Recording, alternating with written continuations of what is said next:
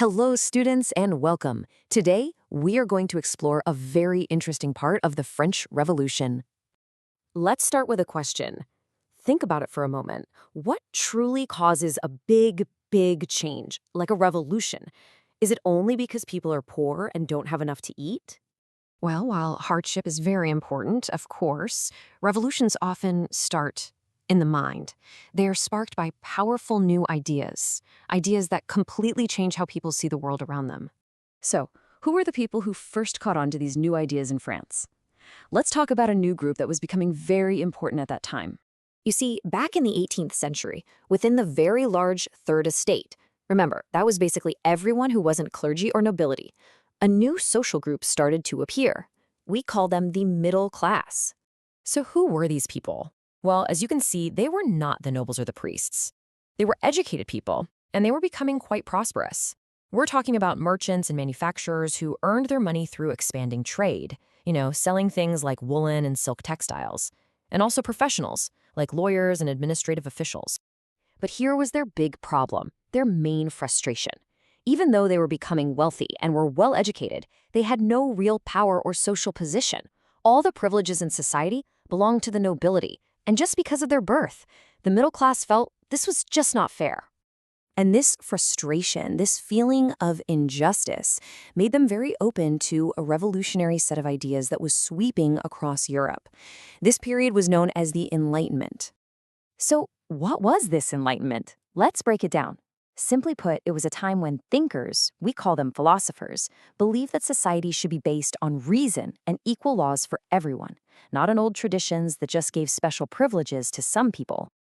Okay, so let's meet three of the most important philosophers whose ideas really prepared the ground for the revolution.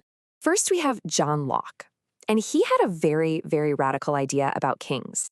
He argued against that old idea that kings were chosen by God and could just do whatever they wanted. No. Locke believed that people had rights, natural rights, that no king could ever take away. Next up, we have Rousseau. He took this idea of Locke's even a step further. Rousseau proposed that a government should be a kind of agreement or a contract between the people and the leaders they choose to represent them. Let me give you a simple example to make this clear. Think of it like the rules in your classroom. Everyone, all the students, agree to follow them so that the class can function properly and be fair for everyone. That agreement, that's a social contract. And finally, there was Montesquieu. He had a brilliant idea about how to stop any one person from becoming too powerful in a government. He proposed that government power should be divided into three branches. First, the legislative, which makes the laws. Second, the executive, to carry out the laws. And third, the judiciary, to judge the laws. This would ensure a system of checks and balances so no one part becomes too strong. So these were very powerful ideas, right? But how did they actually reach the common people of France? How did these ideas go, well, viral? A very important inspiration actually came from America. The 13 American colonies had just won their independence from Britain, and guess what? Their new government was built on these very ideas of rights and representation. It showed that these ideas could actually work in the real world. And in France itself, these ideas were discussed everywhere. In coffee shops, in salons, they were spread through newspapers and books. And for those people who could not read, others would read these books and newspapers aloud in groups, in public places. Now, all of this listening and reading and discussing, it had a massive effect on the people of France. It was causing a revolution, but first, a revolution in the mind.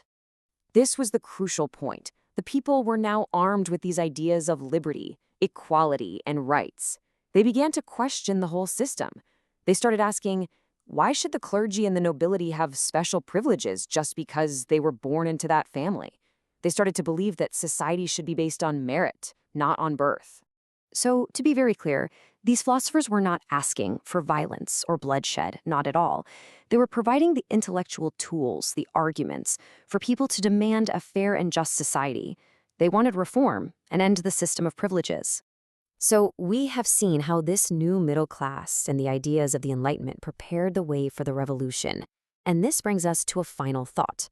Can ideas alone, without any action, truly change the world?